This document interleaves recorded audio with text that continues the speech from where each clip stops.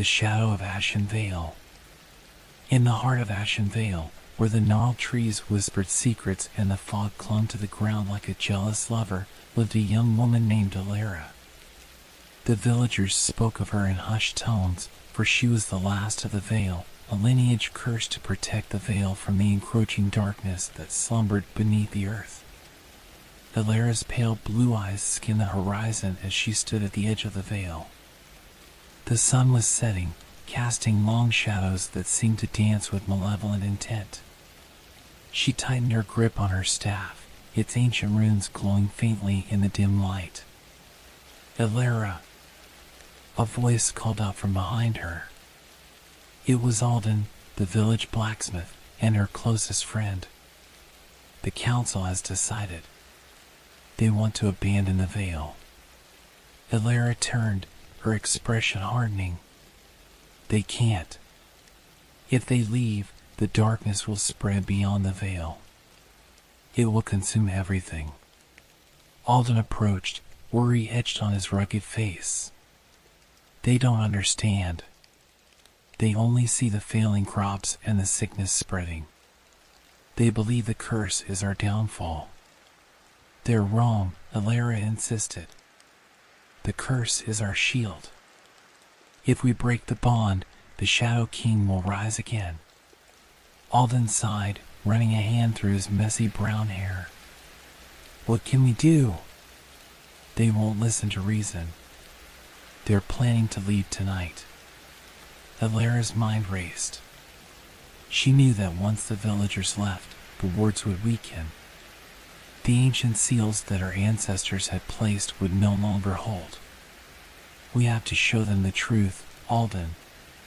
We have to go to the heart of the Vale and confront the darkness. If we can weaken it, maybe they'll believe us." Alden's eyes widened.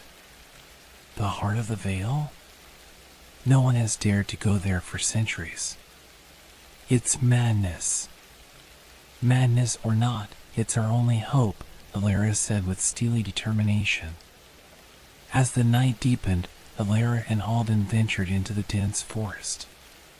The air grew colder, and the shadows seemed to pulse with a life of their own. They followed an ancient path, illuminated by the glow of Elara's staff. "Elara, what if we don't make it back?"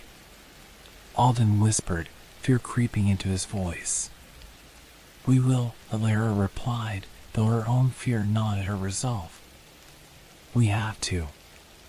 After what felt like hours, they reached a clearing. In the center stood an ancient stone altar, covered in dark vines. The air was thick with the stench of decay. Elara stepped forward, raising her staff. "By the light of Veyl, I command you to reveal yourself." The ground trembled, and a shadowy figure emerged from the altar. The Shadow King, a being of pure darkness, loomed before them, his eyes glowing with an eerie red light. "You dare disturb my slumber?" His voice was like the scraping of stones. Elara stood her ground. "We will not let you consume our world. The Vale is under my protection." The Shadow King laughed, a sound that sent chills down their spines. "Your ancestors bound me here, but their magic wanes. Soon, I will be free." Alden stepped beside Elara, his hand resting on his sword. "We won't let that happen." The Shadow King's form shifted, tendrils of darkness reaching out towards them. Elara raised her staff, the runes blazing with light. "By the power of Veyl, I banish you." A blinding light erupted from the staff, striking the Shadow King. He howled in rage as the light pierced his form, causing him to dissipate into the night. The clearing fell silent. Elara and Alden stood breathing heavily, the weight of their victory sinking in. "We did it," Alden said, a note of disbelief in his voice. Elara nodded, exhaustion overcoming her. "For now. But we must strengthen the wards. The Vale's safety depends on it." As they made their way back to the village, the first light of dawn broke through the trees.